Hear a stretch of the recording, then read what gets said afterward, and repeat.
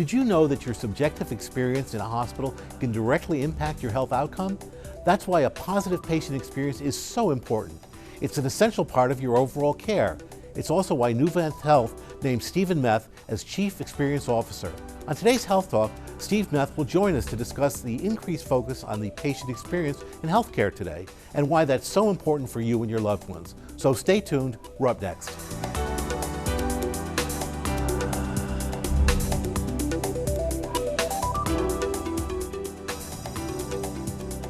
Hello, I'm Dr. Eric Mazer. Today our topic is something that's really important to us all, the patient experience. My guest is Steve Meth. He's CXO, I love that term, or Chief Experience Officer for Nuvance Health. Steve, thanks for joining us and nice to meet you. Welcome to the East Coast, welcome to Nuvance Health. Pleasure to be here. Thank you, Eric. So I think you're the first Chief Experience Officer I've ever met.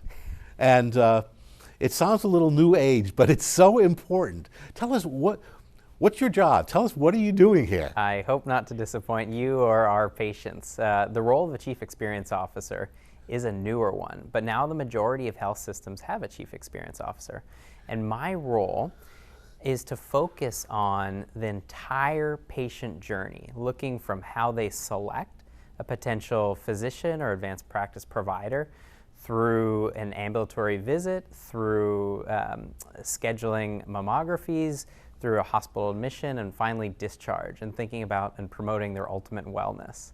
So it's really about learning from and adopting what our patients really want, really need, find desirable and effective for their health and for their families and for their livelihoods.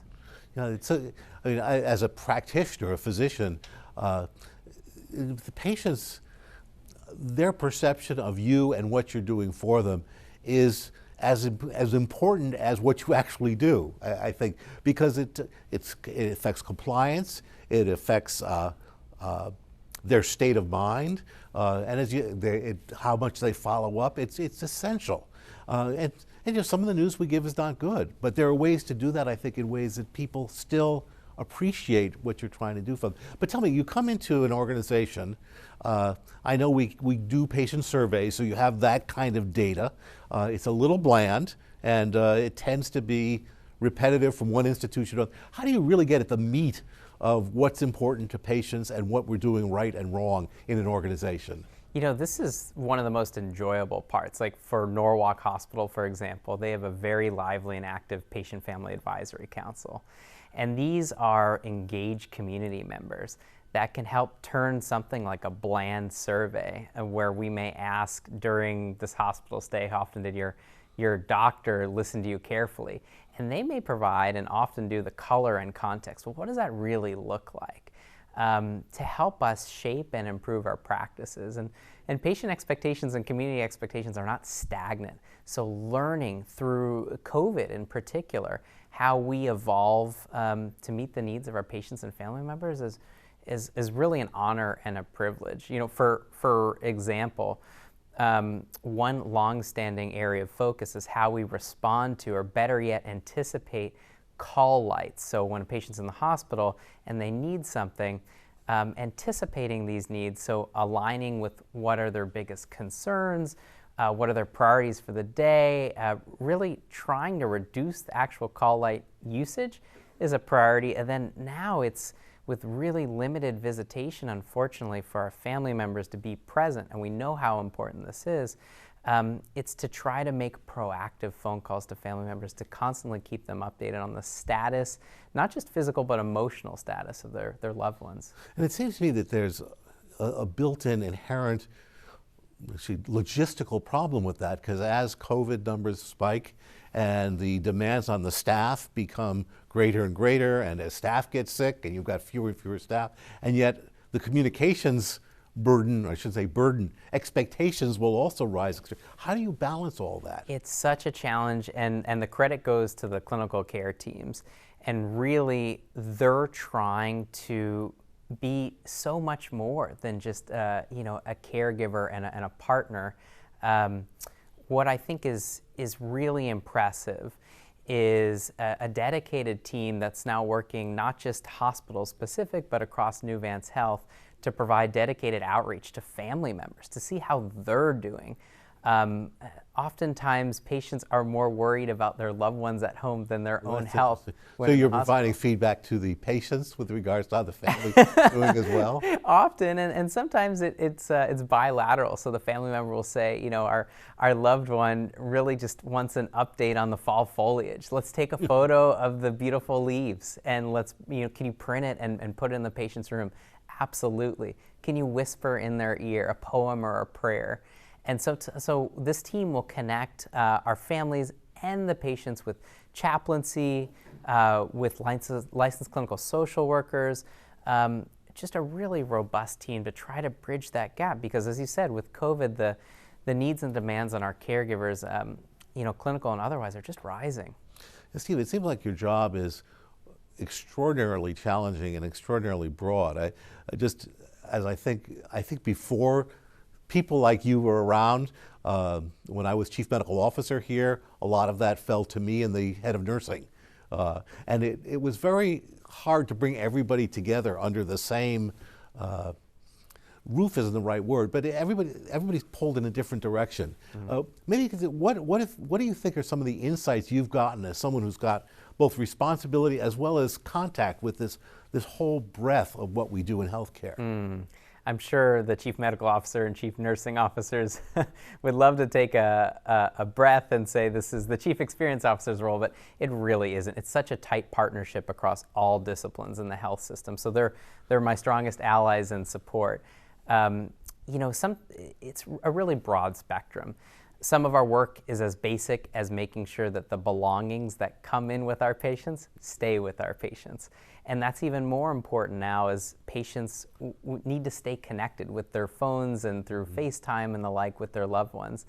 But it also can be more complex to try to figure out what truly delights a patient. What are their preferences, such that we don't need to repeat or ask the same questions twice. To know that you find joy and it brightens your day to talk about your grandkids or your dog shouldn't need to be repeated twice, but carried through in the relationship-centered care we aim to deliver.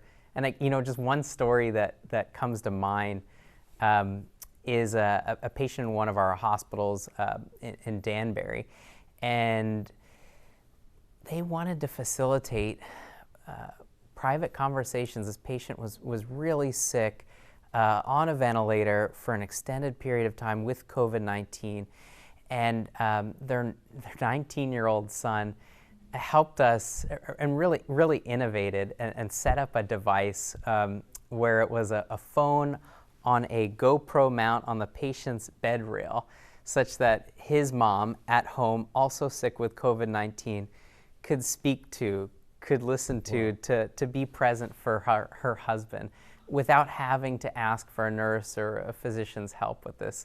You know, so it just brought tears to my eyes and really ignited the community who made a generous donation to try to replicate this process for others. So the community outpouring has been really generous. The nimbleness of our clinicians, the innovation of family members, and you know, their advocacy and our clinicians' partnership has really been inspiring. Do you think your statement just brings a question to mind?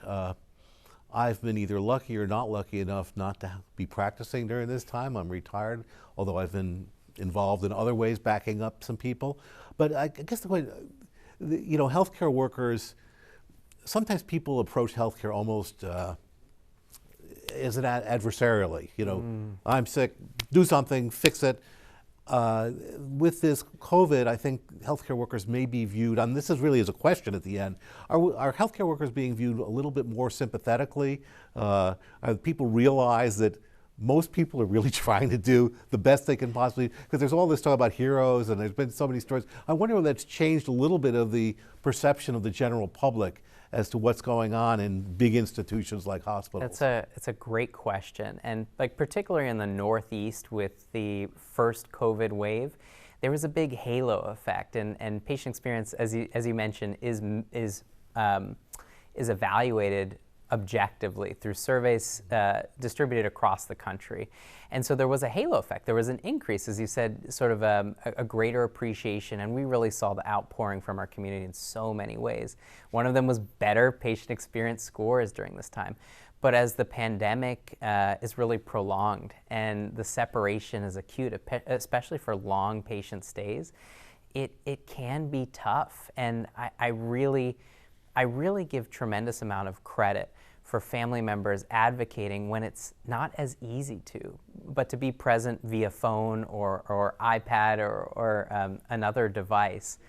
You know, and it strains. And as our clinicians are having to evolve and learn to provide better care, you know, that's undue and unprecedented stress on them right now too. So it can be a point of friction. But what I've seen and what I've experienced are truly heroes, doing their best, and family members understanding as conditions evolve and visitation changes. So really a lot of grace that I've seen. That's really, it's so nice to hear that is occurring, especially in the context of how divided our country is politically, how much strife there has been. And also, I just wonder, on the other side, this COVID thing has been going on a long time. And people are just getting tired of it, plain old tired, irritable, annoyed, angry, So I could see it also now, after the halo effect, I can almost see the reverse beginning to happen now as people get so frustrated with this whole thing. Are you seeing some of that too? It's true. It's a bit of what we're seeing. We have seen a bit of an uptick in just complaints, and that's often a point of juncture in this change. And you know, it broke my heart to have to shut down visitation. And a good part of this was visitors and loved ones weren't wearing their masks consistently. So to have to shut down this, sacred and hard-fought process to be present 24 hours of 24 hours with your loved one, to have to shut that down because of something that was politicized was really just a shame. But I'm hopeful we will be able to work through that. Do you think with better adherence, maybe the use of N95 masks, you could resume visitation even if there is limited visitation, I understand? Or is it just such a dangerous environment that we just have to I really credit the patients and staff first? I credit our infection preventionists, our infectious disease physicians and advanced practice providers for making this an extraordinarily safe environment. But each person you introduce into this environment adds an element of risk. And really our greatest responsibility is to keep everyone safe in this environment. So, personal protective equipment, unfortunately, remains a challenge to procure this across the country. And those precious N95 masks, well, we've done an exceptional job, our team has, in procuring them. Those are things that we don't fit test to visitors, and we can't give them out. So it's an ongoing learning process. This has been so tough for everybody, and especially coming in as the Chief Experience Officer for a large network at a time when everybody's having such a rotten experience with 2020, I think is really a challenge. That's all we have time for. Thank you so much for joining me on Health Talk today. I want to thank my guest, Steve Meth, for joining us on Health Talk today, and thank you for watching. Please remember to share your comments and questions with me by emailing me at healthtalk@newvancehealth.org. We'll see you next time.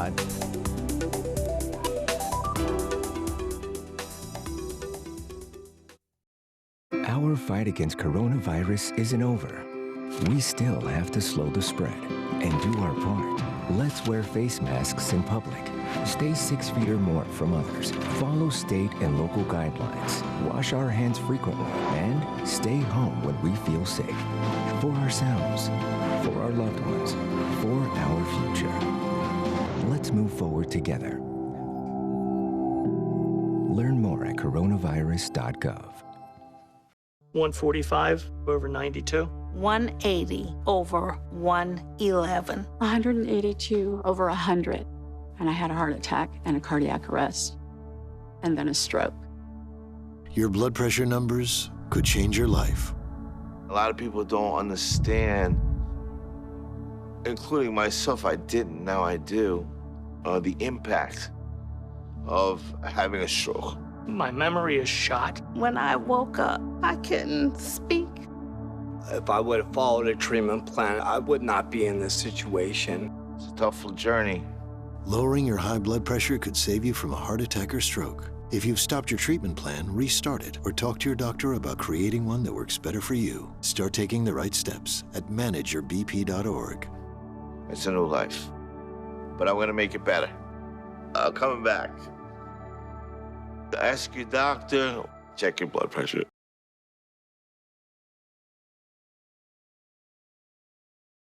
As patients involved in the healthcare system, we all hope for and expect a supportive and respectful personal experience.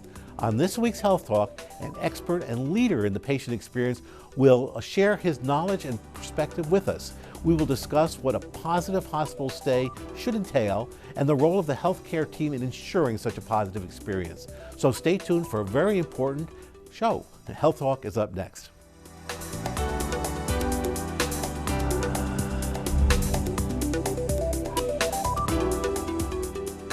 Hello, I'm Dr. Eric Mazur. Today our topic is the patient experience. I'm pleased to be joined by Steve Meth. He's the Chief Experience Officer for Nuvance Health. Steve, thanks so much for joining us. Thank you for having me. What a great job you have. I mean, I really think it's and an impossible one.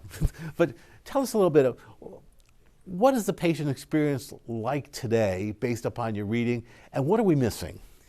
You know, today in this very moment, with COVID upon us, it's keeping patients, family members, and their care team operating as one, and better understanding patient and and family concerns and preferences is a top priority. And that's not unique to this pandemic.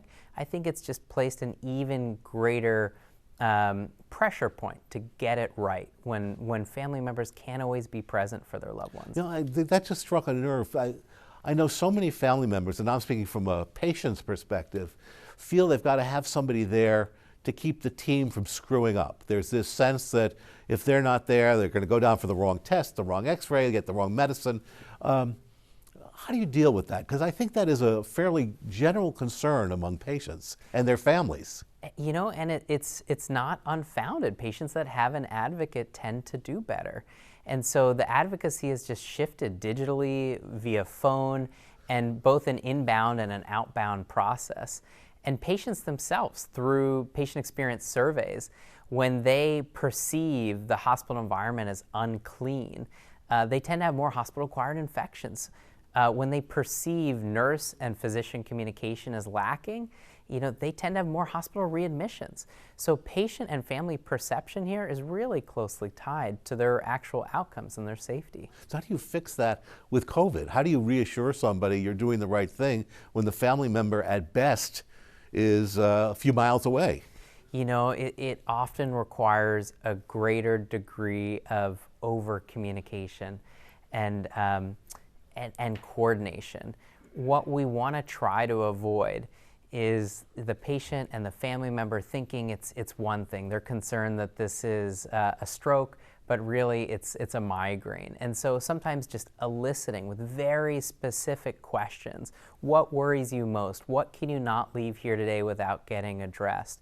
You know, and responding to that. Often when emotion is present, you know, being there for the family member and the patient is really key. Who does that?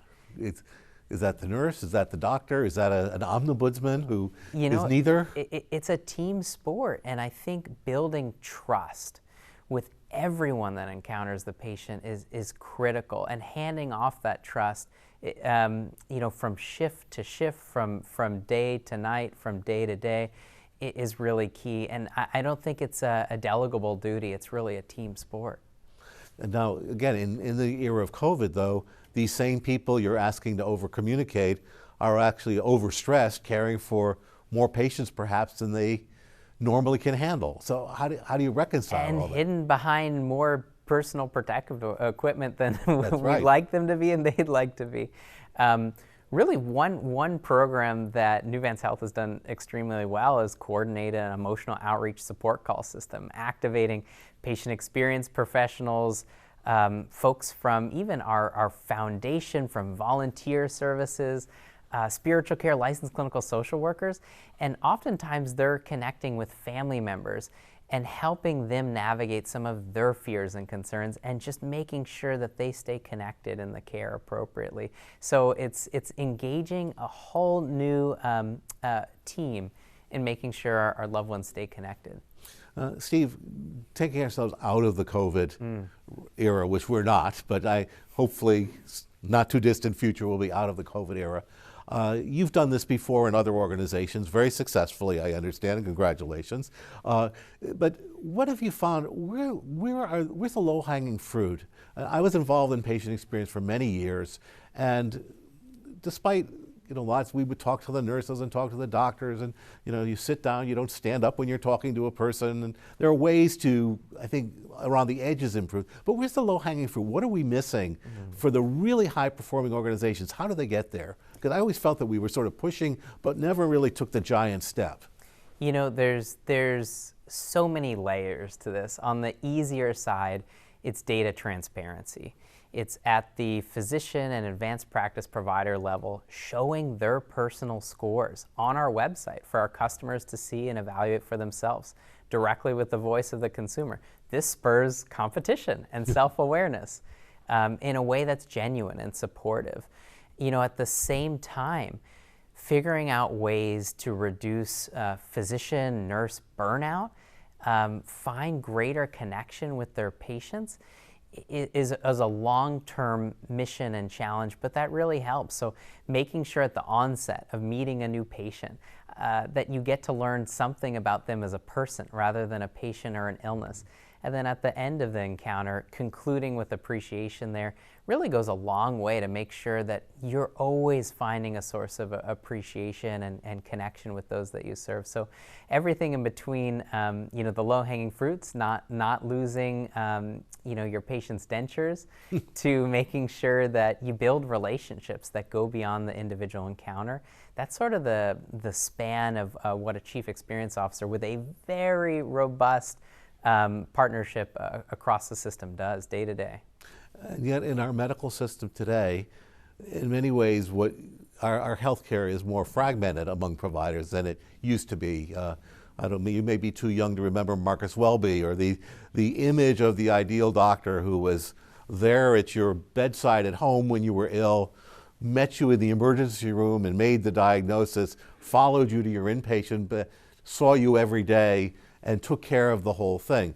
I think medical care has become much more complex since then. I don't think we could ever go back to that care and safely deliver care like that. And yet now you have an emergency room specialist, a hospitalist, a primary care office-based specialist. How do you reconcile this sense of investment with the fact that there is just so many more people taking smaller parts of the patient's care under their wing? There's so many more people and opportunities where communication and coordination can simply fall through the cracks, and that's where patients get hurt. That's where patients get frustrated. I also think there's a greater sense to foster community and hand off trust and relationships from the primary care provider that takes care of you for day-to-day illness to your hospitalist who's assuming those responsibilities when you're in the hospital. It's really an ongoing challenge, but one of the tactics that that leading hospitals have taken advantage of is to make sure that these interdisciplinary teams are meeting with the patient in the patient's room and having conversations with them, not about them, outside the room, and coordinating their care. So that's just one tactic where patients are involved and they act not only as a passive recipient, but an advocate with their care. Same thing with nursing handoffs, being an active, educated member of your care team. To make sure that doing nursing handoffs in the room as well. Exactly, nursing handoffs in the room. A little bit more difficult with the COVID environment here, but certainly very important. I know several hospitals in the New Van system are teaching hospitals as well, and what you say is very interesting because the teaching rounds that we sort of grew up with used to be we'd sit in the back in a library or an office, talk about the patient, maybe quickly go see the patient to demonstrate a physical finding, and then go back to the office to talk about them. I know a lot of people have moved more towards presentation and discussion with the patient in the room. I was lucky to have trained with somebody who was a real pioneer in that. But are you trying to implement that across the teaching programs as well, so that the rounding takes place in the patient's room, or a lot of it does? Absolutely, you know, and it's a cultural shift, and it takes quite a bit of time, awareness, confidence, and openness to frankly have a discussion and have an evolution of thoughts in a diagnosis or a care plan with your customer in the room. But this is what so many of our customers expect. How do the patients react to the uncertainty? Medicine, there's a lot of uncertainty in medicine. We're ruling out this, and this. We're treating 3 different disorders until it's clear that it's one.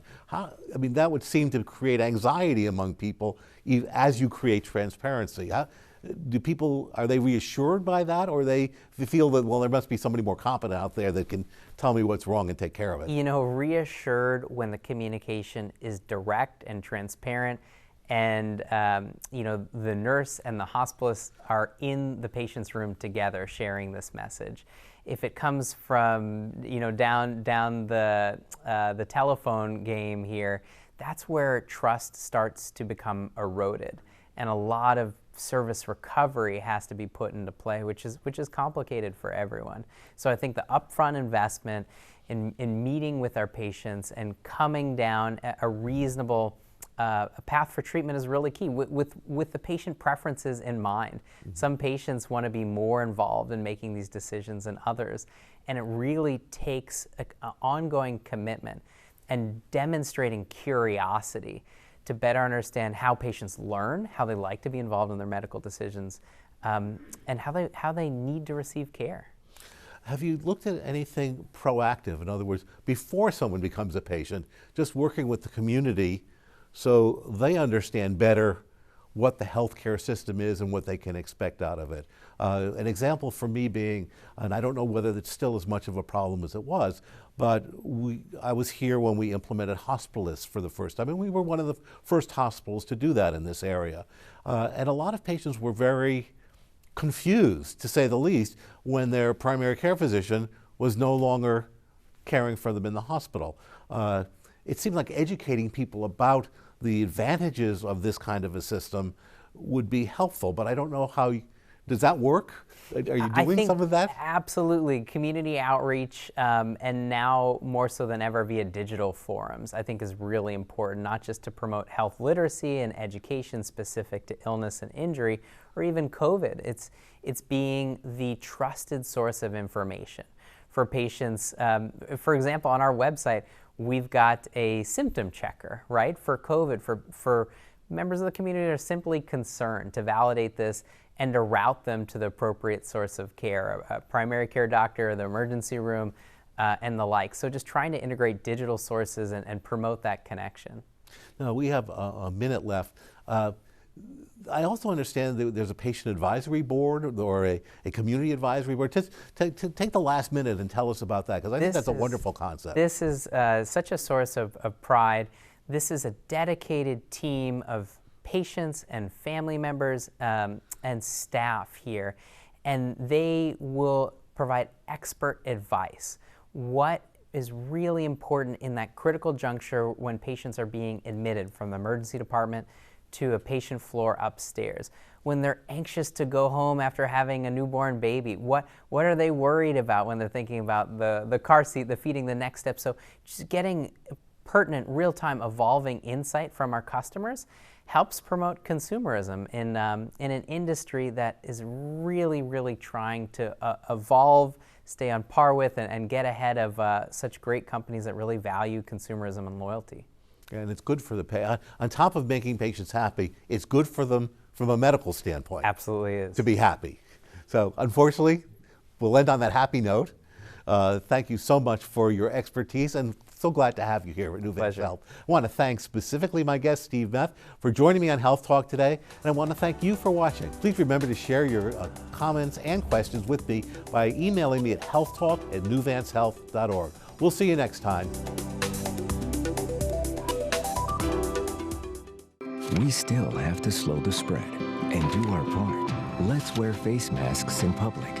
Stay 6 feet or more from others. Follow state and local guidelines. Wash our hands frequently and stay home when we feel safe. For ourselves, for our loved ones, for our future. Let's move forward together.